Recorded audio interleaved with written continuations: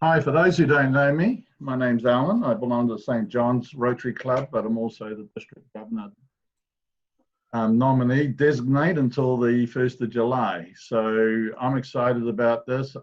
Craig has asked me to take an overview of the PI public awareness and image environment and see where we can go from there.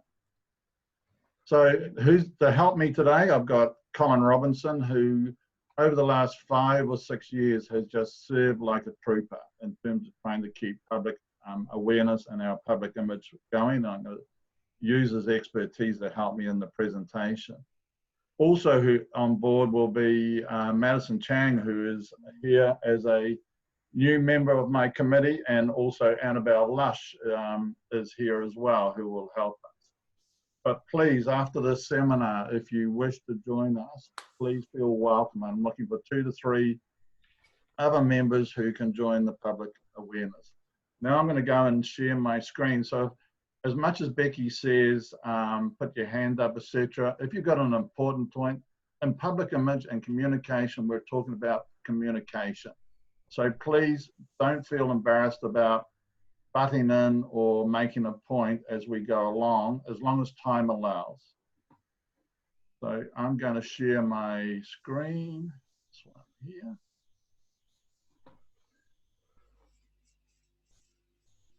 And did that go? There we go, how's that? Can you see that? Great. So public image is an interesting situation in Rotary. Quite often we don't tell the world what we're doing. That's the basic facts of it. You know, from a club to club, from a club to community. And one of the things I want to challenge you about is, do you actually know what you want your community to tell you? You know, it's an interesting point that last week our St. John's Club was involved in a project in Glennis, and as a result of their work, and they were wearing the shirts, we had 2 new members at our next meeting because the projects told the story. And so I want you to think as a club, what is your strategy around public image? How are you going to reflect your community? And does your community actually know you? And that's a challenge I think we all face over the little while. We're in a different world. We have to adapt differently. I saw in the last session where Steve says that in his Sunrise Club, they're having 2 programs a month on Zoom and 2 programs a month in person. That's all of a sudden changed the environment because of the environment we're in. And so I want you to think about during this session, when you listen to Colin and myself, please feel free to explore in your minds, what does your community know about your Rotary Club? And how do we adapt this vision statement to within our communities? I want you to ensure that it's relatable and able to build on it and to develop it. So I'm interested in any thoughts now, in case, you know, if you're interested in sharing with me, is your club known to your community?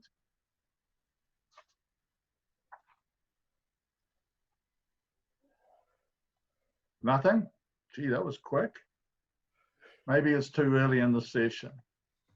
So we're going to be telling our stories and being able to work through that. And there's a technical aspect of this. I work on several boards, and one of the things from those boards messages over social media is that we tell our members stories. We tell about our projects. We do what we show them what we do and how we perform in the community.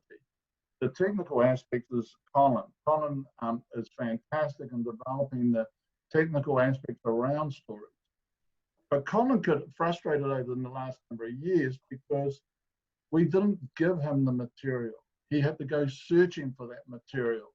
We weren't given the ammunition to explore what those stories could look like. And I was really pleased when Craig discussed the other day during a conversation we had that he's going to podcast his district newsletter as much as putting in an email. You know, I think that's more modern times. It's able to reach around the world much better. So I'm going to ask Colin to talk about some of the important aspects in telling our stories. Colin. Okay, thank you, Alan. Just checking everybody can hear me okay? Yeah. Right, excellent. Okay, yeah. What I'm going to do is just briefly outline the creation points for putting a story together, and then we can have a chat about it. But a couple of important points first. I think it's important that we understand that everything we do in Rotary is positively impacted by good publicity activities. And the other thing that I want to emphasize is that telling a story is all about making the human connection between people, both within Rotary and within our community. It is about people, always about people. The point of our stories is to make people feel something. We want to make them feel valued. We want them to feel listened to feel excited about our future and the possibilities of engaging with us. And as a result, the benefits of telling our stories will be absolutely enormous. So whether it's attracting new members, keeping our existing members, holding a vibrant meeting, and meetings are important, attracting project sponsors, planning and delivering successful projects, or supporting some other aspect of the wider Rotary, the activity of publicity makes the difference between an outstanding success and an average or even sometimes negative outcome. And this is why creating stories in the different forms about our projects and events is a core function of publicity and should apply to every project and every event without exception. You do need your stories to excite. They excite participation in our projects, they showcase our projects and showcase our successes, and they build as a result our credentials that attract the sponsors and participants that we need for the next project we do. We are using stories in effect to pre-sell our future success. In effect, telling our stories is so crucial to our success that not to do this well is in effect to stagnate. And it is especially important in today's world where things are in disarray that we tell our stories well. Telling a story is everybody's responsibility, and it starts in the project with the project organisers creating a promotion and a communications plan. Too often we see the telling of stories and the planning for it left out of the project planning. And as you start to write, so we also need to make sure that we have a budget for our publicity and to getting our stories out into the public. So where to start with writing the story itself? Well, the best time to gather information is as the story is unfolding. For a project, there will be 3 general stages: the planning stage, the delivery of the project itself, and the after project stage. And each of these has its own distinct publicity opportunities. As you start to write your stories, it is important to decide on the direction and some limits for that story, as trying to tell everything in one story dilutes its power. So what is the main angle or hook from that project that you can use to get people interested in reading your story? Every project has multiple aspects of interest to people. So there is no reason that one project could not generate more than one story for expanded publicity. Too often we think one project, one story. Not the case. For the structure of the story, the headline sums up the importance of the angle you've chosen, and then the first paragraph explains the angle you're trying to emphasize. The middle section of the story explains the who, what, why, when, where, and how, describing the action that's taking place, and talks about people, not programs. Again, the people angle. You must be thinking of who you are, what matters to the audience, and does it provide a possible pathway for their engagement? You must be thinking of the story from the perspective of the participants, including the beneficiaries, and enable them through us to tell their stories as well. So getting the quotes from the participants adds that warm human touch to the story. And after all, we are helping people. So what are they saying and what are they thinking? Finally, I guess in writing the story, it's crucial to end strong. Revisit that hook that you chose, and if possible, include a call to action. Now, can we have the next slide, Elle? I can see that we've got Ingrid's hand raised. Ingrid, did you have a comment or a question?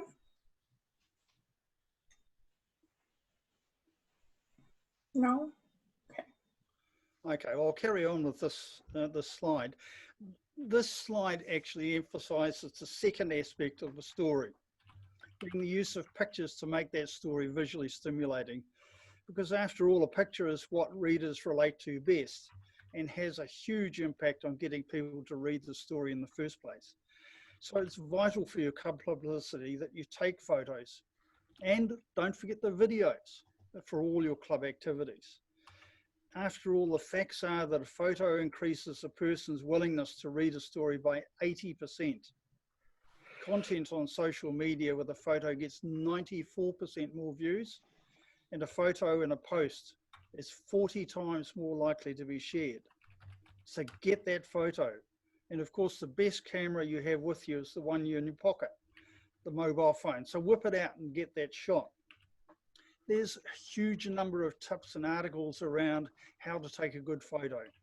But the things that you really need to think of are, you need action, you need people, and you need their faces. Backs of heads don't work so well.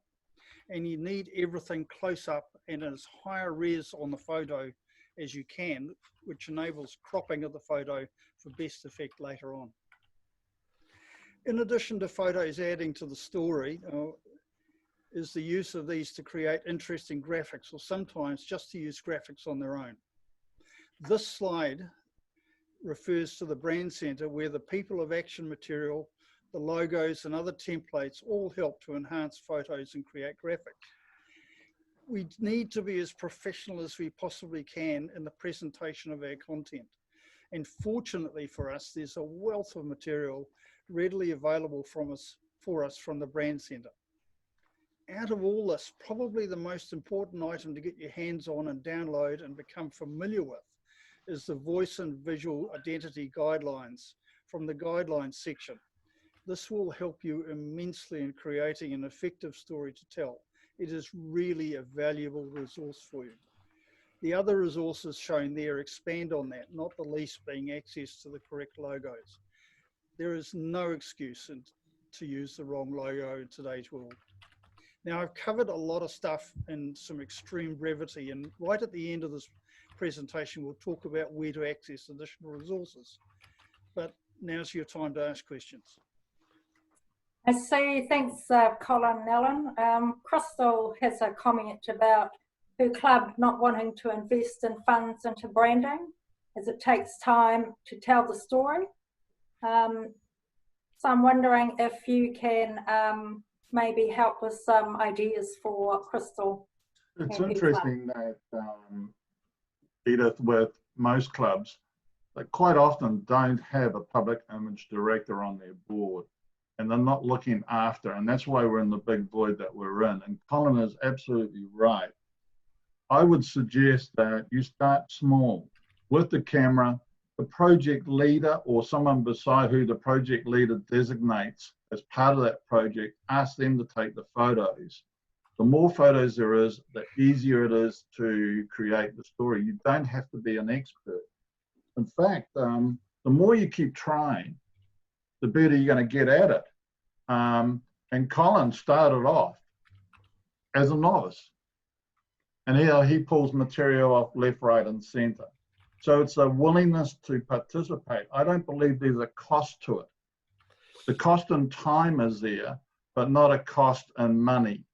It's just the perception to make sure it works well. And it's quite interesting when we think about those stories in order to become visible in our community. Do we actually procrastinate?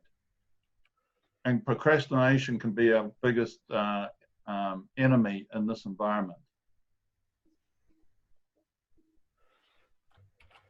Yeah, I think another comment is consistency. You need to, I talked about doing it for every project.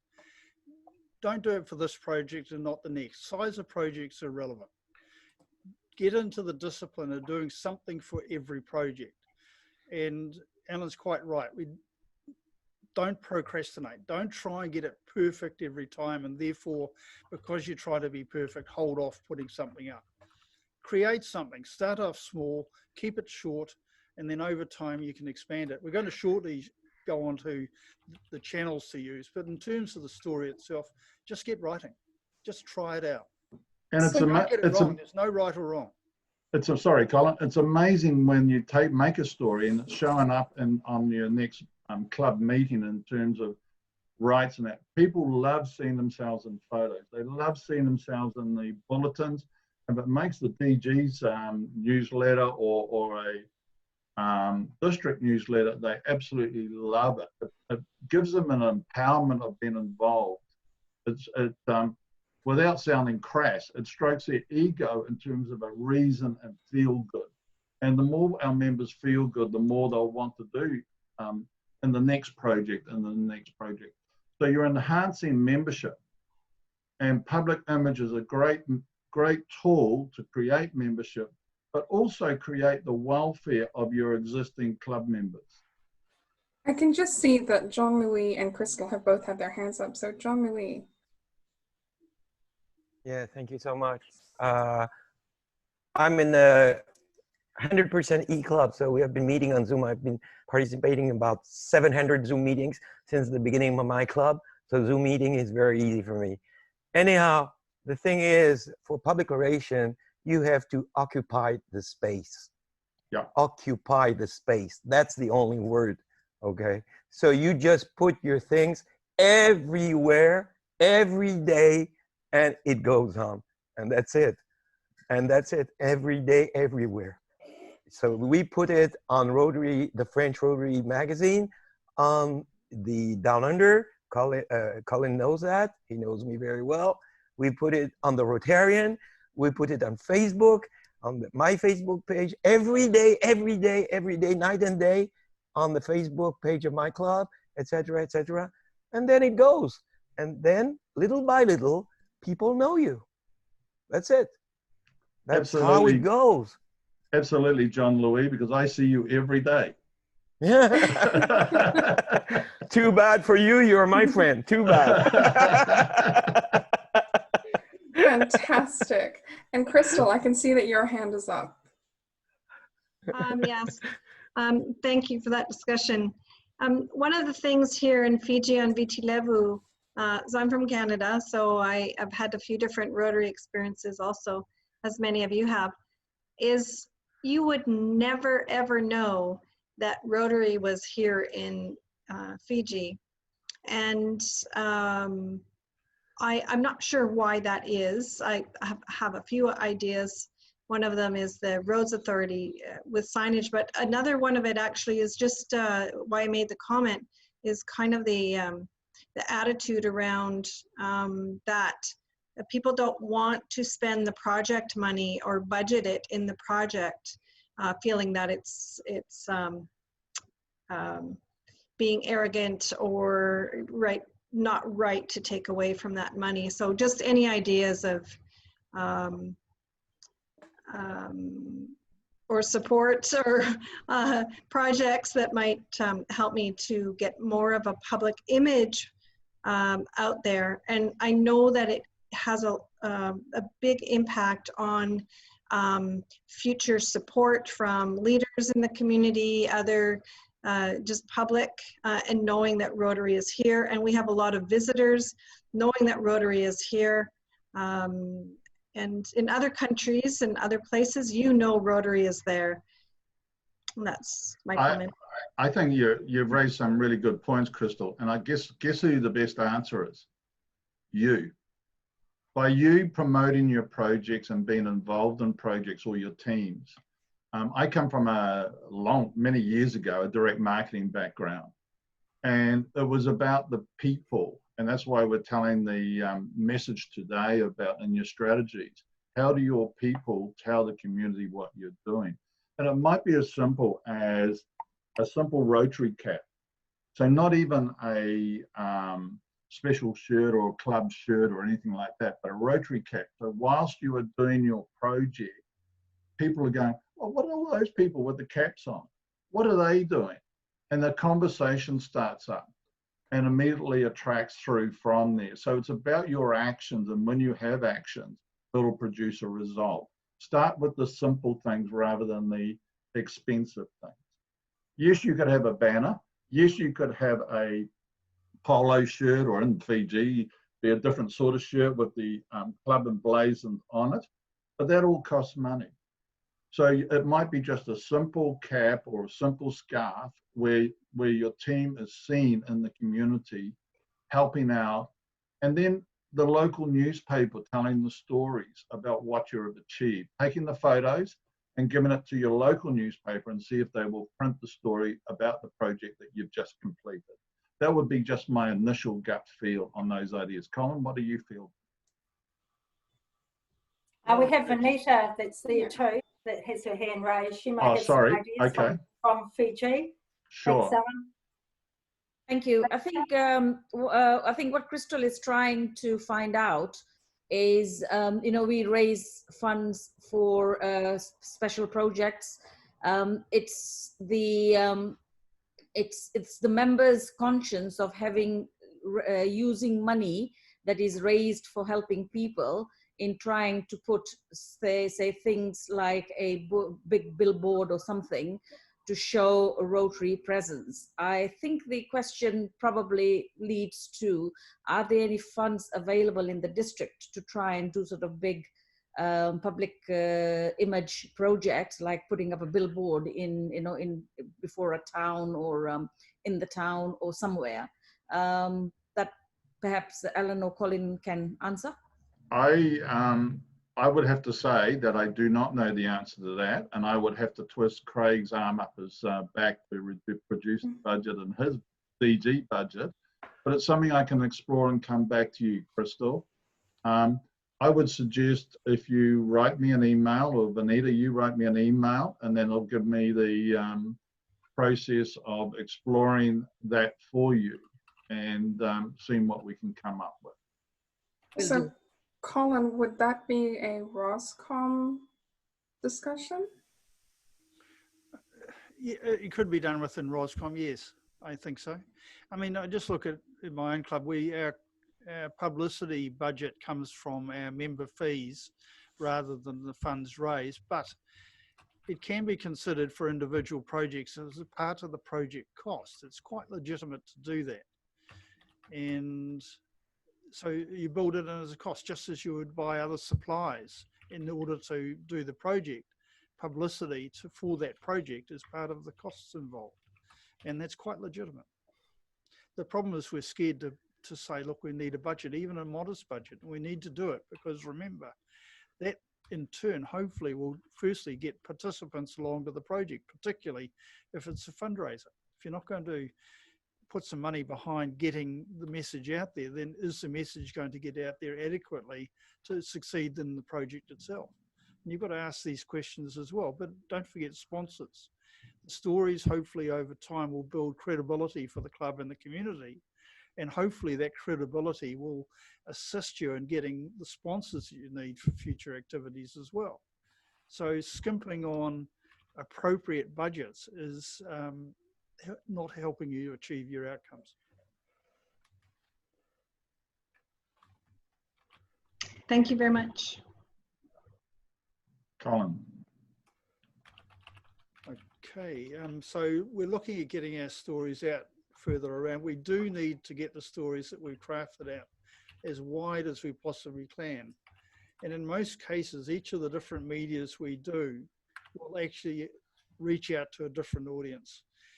One well-written story can usually be used across several media, although you may recall I touched on earlier about creating a hook or an emphasis for each story. Well, you can use that and vary that slightly for each of the different medias to fine-tune the relevance for that particular media, and that only takes a little bit of extra effort.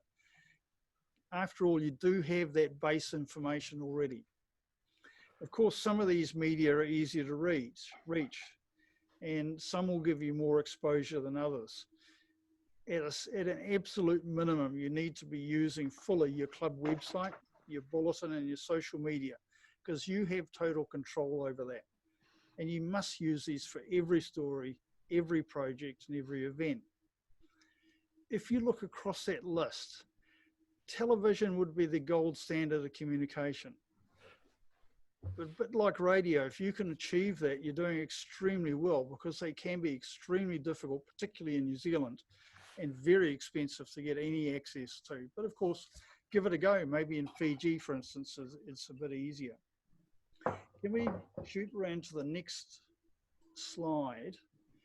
And this is looking at the social media side of things. There's lots that you can do in this space, but I would suggest that you would concentrate on two media, probably Facebook and Instagram. Although YouTube, if you're doing a lot of videos, is also definitely something to consider. And it doesn't need to be complicated. For instance, if you place a post on Facebook, it's simply a checkbox exercise to get that same post onto Instagram. Yeah, sure, you've got to set it up, but you only have to set it up once, and it's actually pretty easy to do. And you can easily include content from other Rotary sources, which adds interest and broadens the audience. It's not just necessarily using social media about your projects. That's critically important, but it's also building an awareness in the community about what Rotary is. I mean, for instance, look at Facebook. I suggest to people you need to be doing a minimum of 4 posts a week. Now, if I look through the Facebook pages around our district, I would say 80% are doing less than 1 a week, and sometimes that's being quite generous. But, you know, what does 4 posts a week look like? Well, you have a meeting every week, so why not put on a post about that and about maybe the guest speaker that's coming along? Try and encourage some awareness around your meetings. It encourages members, but maybe you can get some additional people calling up and say, hey, I like the idea of that speaker, can I come along? In most clubs, maybe not so much in the islands, but certainly in New Zealand, we'll have a club bulletin.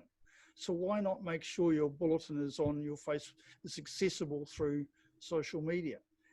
People accessing that then get a pretty good understanding about what your club's up to and how it operates. And from your bulletin, you can extract out stories that you can put on as individual posts within the Facebook page as well. And then why not something from another source, Rotary International and so on. And hey presto, with almost no effort, you've got 4 posts a week. So we need to increase and do much better the number of posts that we're putting through our social media.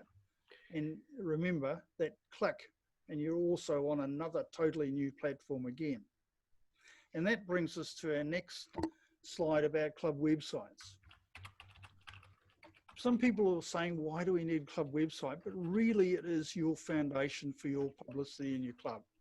It is the place where you can do your base publicity, where you can put your stories, information about your club, and it's also a communications hub for your club. And it's not just about your club, it's also about your engagement and interaction with the public. And the existence and the quality of this page plays a huge role in establishing your credibility to the public as a club. So let me just run through the numbers there. Just give you an idea of what I think is a pretty good website. Number one, if you look at that, you've got Rotary logo, clearly identified as the Rotary logo, and in this case it's also got the current theme, which everybody will be changing later in the month. Number two, gives access to your Facebook page and your club bulletin and allows people to subscribe to those. Number three, talks about the club meetings. Where do you meet? When do you meet? Who do you contact? Too often we're scared of putting a phone number.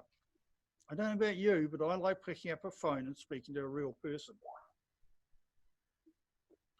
But that person has to know what they're talking about. So be contactable. We're a public organisation, so why can't we easily be contacted by the public itself?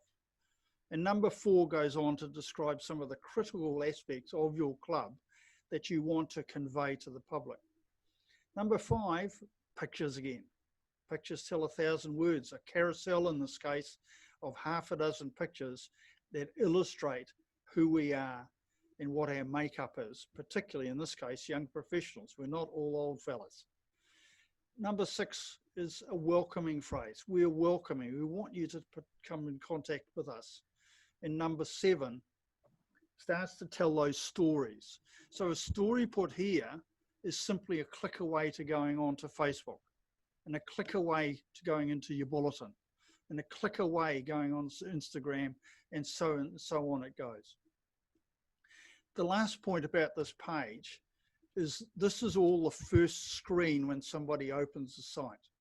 So try and make sure that people do not need to scroll to get a good idea about what your club's all about and how to contact you. So I guess from there, we've sort of covered the avenues, so we can move on to some chat about that discussion. So Colin, do you think that there's a right and wrong way in creating stories, no matter what media outlet you're using?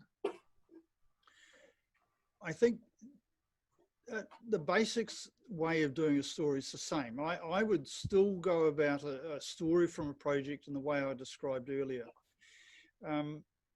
If you're putting a story onto Facebook, you need to generally try and keep it brief. If you're putting a story onto the website, it can be much more expansive, although what's displayed on the homepage of the website will be truncated. So you need that first paragraph to be like an executive summary. If they don't read anything more, at least they've got an understanding. And remember, the picture you got with it tells 1,000 words. And Instagram comes out of Facebook, and that's another reason for keeping your Facebook posts relatively short. Remember, you can always link from there for more information back to a story on your website. So where do you feel in the modern, and we were talking about millennials in the last discussion, where do we fit Snapchat and podcasts, etc., into our media stories? Because are they harder to do, or are they just different?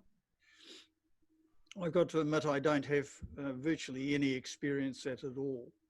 But one thing I did see the other day from a statistical source was Facebook reaches that audience, I'm trying to remember the ages, but let's say 26 to 44, around about 50%. Instagram reaches a similar percentage of the population, but probably the people accessing each of those is different. There will be some overlap and such. So if you're using Facebook and Instagram to reach out to the public, you're reaching in that middle age band a huge portion of the population. It dwindles off as you go older in age, I've got to say, but it's still significant. Even if you get around the 60s, 65 area, there's still around 16% each for the population, and so you can't ignore it. What's your experience of that, Becky? The Rotaracts usually, what tools do they usually use? We're on lots of things at the moment. So podcast has become something that's taken off, particularly around the COVID madness that's happening.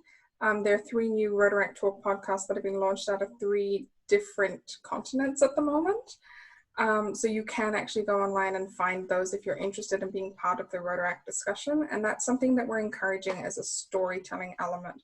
Because within the podcast setting, you're able to sit down and have a conversation between 2 people where you're engaging the other person and getting their experience. Because one of the things that for Rotaractors, we want to see what Rotary can give us as an opportunity. And one of the best ways to do that is hearing stories from seasoned Rotarians who have these amazing experiences. And I don't just mean telling the story about, we hear these amazing ones about people who go out and are vaccinating against polio. Those stories are some of the ones that I was hearing 6 years ago when I first came in, and they interested me. But being able to hear the impacts that we're having in our own communities and in the Pacific, in our backyard, those are the ones that are really engaging. And it's those stories that are actually the ones that the Rotaractors are being asked to talk about. I'm being asked to talk about emergency response kits a lot because I've been actively involved in distributing them in the Pacific post-Cyclone Winston. and being able to potentially get involved in the packing here in Auckland. So we're going to tell a story of how that whole process goes from Auckland to Fiji, and that'll be something we'll put out on video on YouTube. It'll go out as an Instagram story. So we do use those platforms. Those are sort of more what we want to hear. And because that age group that you're talking about, that sort of 18 to 40, that's an extremely busy group of people who have so many things going on, and we've got so many things coming from different places. Being able to listen to a podcast discussion while we're sitting in traffic in Auckland for an hour is actually a really easy way to catch up on what's happening. You actually raise a very good point, because I've got some young friends who are sons and daughters of friends of mine, and they don't listen to the radio anymore as they drive to work. They're listening to a podcast, whether it's a TED talk or a subject of their interest. They're always talking about that. If there's any more questions you want to ask of Colin or myself, where we're We've up got to? John Louis here with his hand up. Yeah, hello. The goal of your public image, what is your goal actually? My goal. My personal goal. No, Go on. no, I'm not asking you. My goal is to get more members first, and Yeah. to get the people involved in the projects. Yeah. So, as I told you before, the more you put posts on your Facebook, the more it will touch people. That's the first thing. And the second thing is that if you put only Rotary stuff on your Facebook, I will never look at your Facebook anymore, because it becomes boring after a while. So you have to mix everything up so that people will say, oh, hey, gee, I love that song. Oh, yes, I'm going to listen to that song. And then I'm going to look at what's under the song. And there is a Rotary project. Oh, great. And then there is something else. Oh, that's interesting. Otherwise, if you put only Rotary projects, oh, no one will look at it anymore. That's what I think. And that's why I put so many things in my Facebook page, to attract people, not only in one stuff, and attract young people, attract middle-aged people, attract older people like me. I have to admit, I cannot translate your jokes yet. All right, we better move on because of time. So the other aspect of public image is actually people, networking. Quite often when you talk about your Rotary Club, the challenge for a Rotary Club is, do you represent your community, your gender, age group, ethnicity, etc., etc. And there's a whole matter of elements around that. So, and then there is others who have been involved in Rotary and since disappeared for many reasons. RYLA students. One of my frustrations with RYLA students is they do fantastic work outside in projects. They quite often do go to Rotaract, but very rarely come back to a Rotary situation. And so that's why the expansion of an age group within Rotaract will facilitate a reason for them staying on. Admittedly, younger people are involved in family life, careers, travel, etc. Not so much now travel until there's a vaccination, but we have to consider, how do we reach out into our communities through the personal networking environment? And then the invite to prospective partners. Do they want to come to a club meeting, or do they just want to come to a social occasion where you can just meet and greet and have conversations with them? And it's one thing, one event is so completely different, and each club can decide which may work. I know clubs in Australia have been very successful in saying that they only have 3 membership drive events a year, but they go out and they invite certain people from different professions, send them a personal invite from the president of their club. They come in for an hour, hour and a half discussion, drinks, intimate networking, and out of that, their success rate has been really good. Attend as Rotary members, do we go out into the community to attend business meetings with a view to knowing what the community wants? That's important as well. We have some great relationships with some of the community, but do we know what the rest of the community is looking for? Partnerships. It's interesting when you're talking about partnerships. I'll use St. John's as a great example. One of our members, thank goodness, owns a New World supermarket.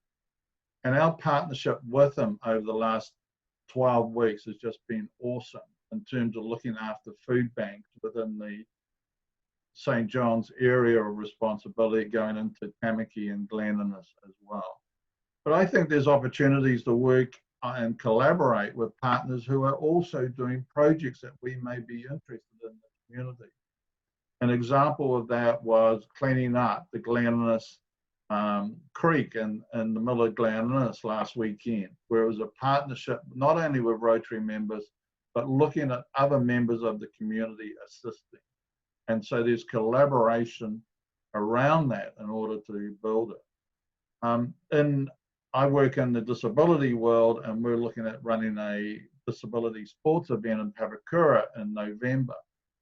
Papakura Rotary Club and some of the other Rotary clubs, we will approach to see if they will support us in that event. And that becomes a partnership known from people within the community working with Rotary members who have high esteem. Visibility, we've been talking about visibility, and there's a whole range of visibility in terms of media, etc. But my belief is, are you seen doing your stuff? Do you volunteer along other side organizations? Do you sponsor students, RIPEN participants in order for them to understand Rotary at an early age? My wife was a Rotaract member many, many, many years ago. And her father was a Rotary president and a Paul Harris Fellow. And was I interested in Rotary at that time? No. But I came back into the Rotary world when I wanted to interact with different parts of the community and give back to the community. Strength in numbers is important. So the more numbers you have to do on a project, the more you will be seen. But it's important that when you are seen, it's not hard work, it's about having fun, about enjoying things, about looking forward to it and developing it through there. So I want to ask you and have a short discussion here, because I know that time is running out. You know, does your club represent your community, but more importantly, do they know your Rotary Club? Any views on that?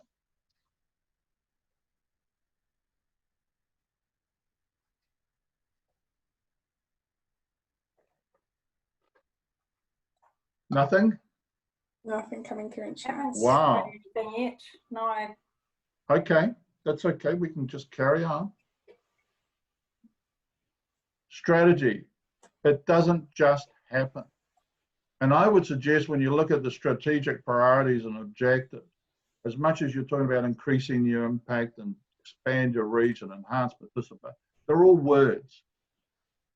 What I want you to focus on is increasing your ability to adapt. You've heard Jean-Louis saying that he's adapted his websites and his activities so that they have to take notice. You've got to look at how you can adapt your clubs to be visible, for them to be understood in the community, and be seen with pride in the community to make sure that it worked through from there.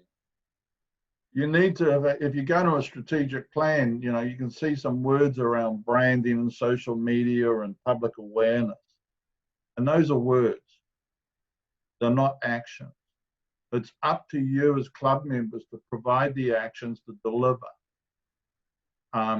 If you don't have someone responsible for your public image or websites or social media, you won't go any further.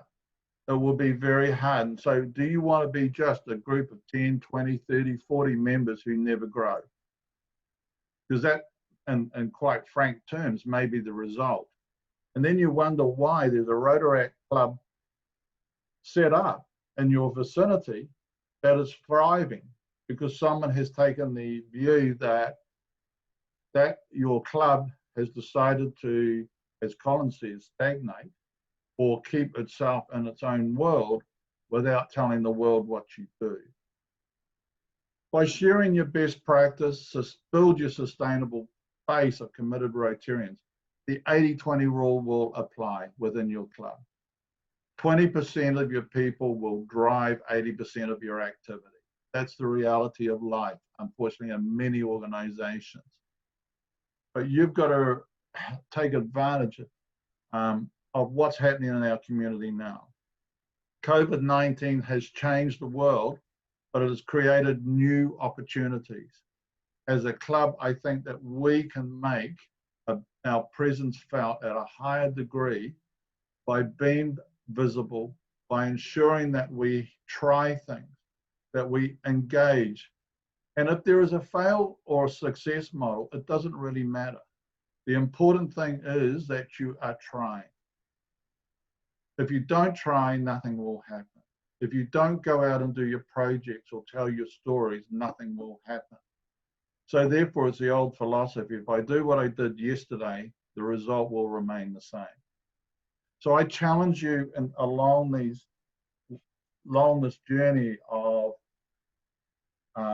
public image to ensure that you have the ability to be relevant to your community and that they know you well, that you are able to deliver it and that you believe in it. That's the important thing as a club. You've got to believe in what you do to make a difference in your community, and then they'll start believing in you.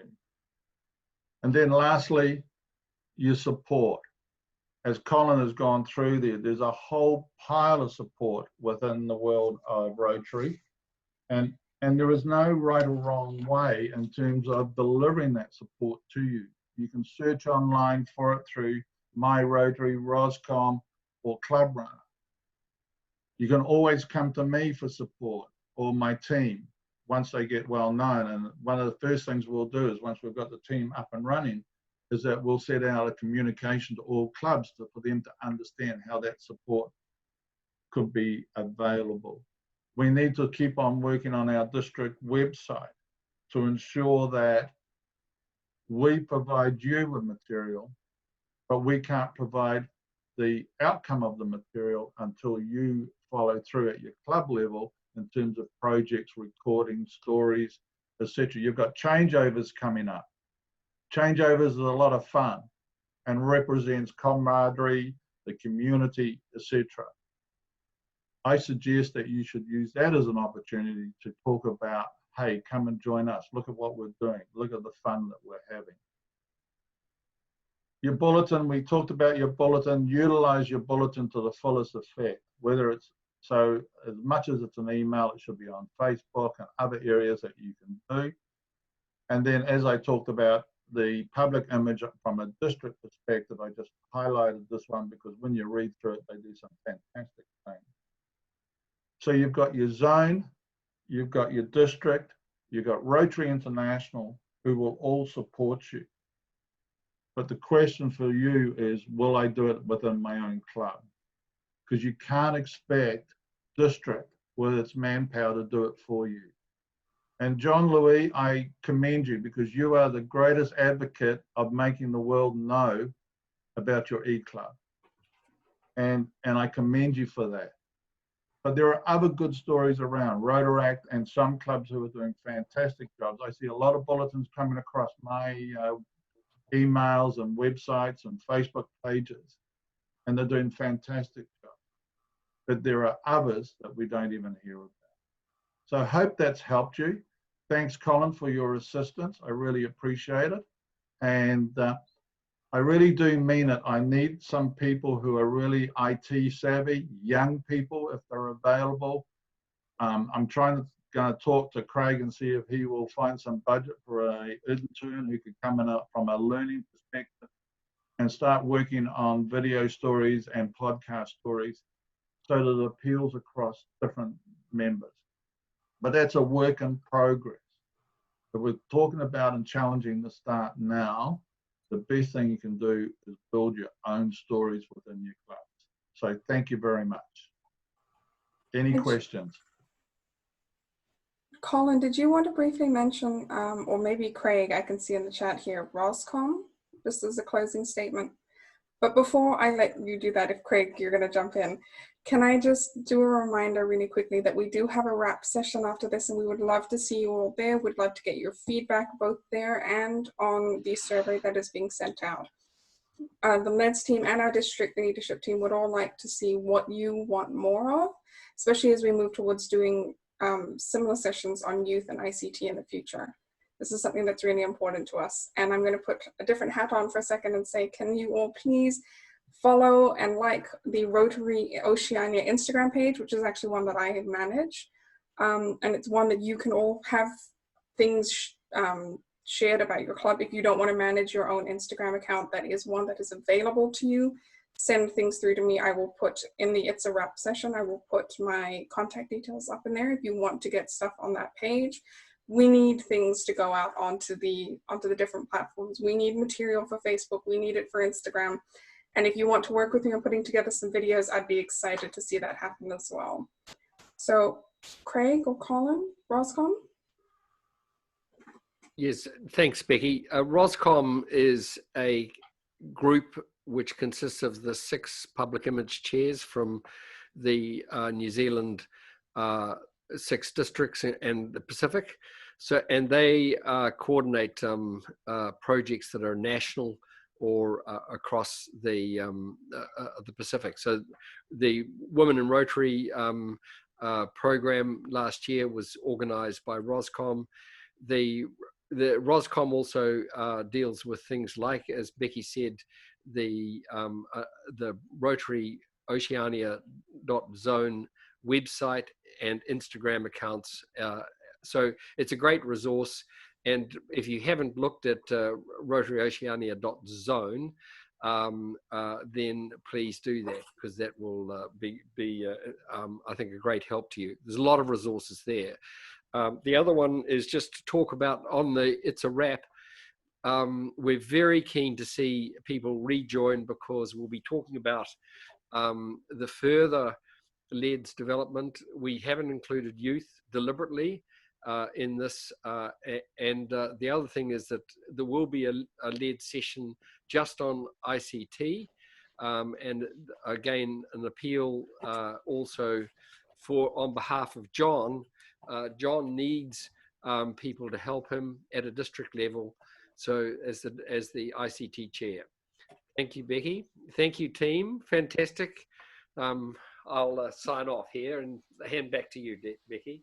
Thank you. I just want to say thank you very much to our 2 leaders today, Alan and Colin, for walking us through this. That's been a great session.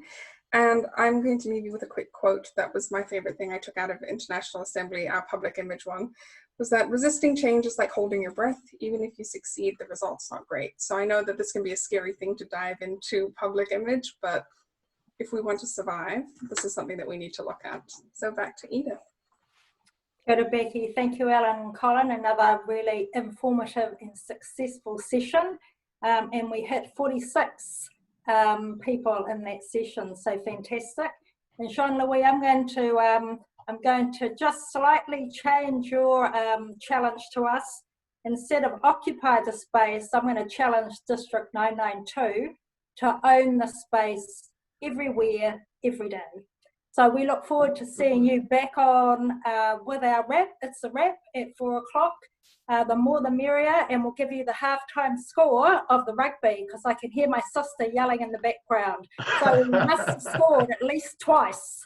So I'm going to check that out, grab your cup of tea, and I'll see you in It's a Wrap, whānau. Kia ora. 4 o'clock. And that link is in the chat. Please feel free to grab it from there. Okay, let's try and save that. Save chat. Thanks, John. Goodbye, everybody.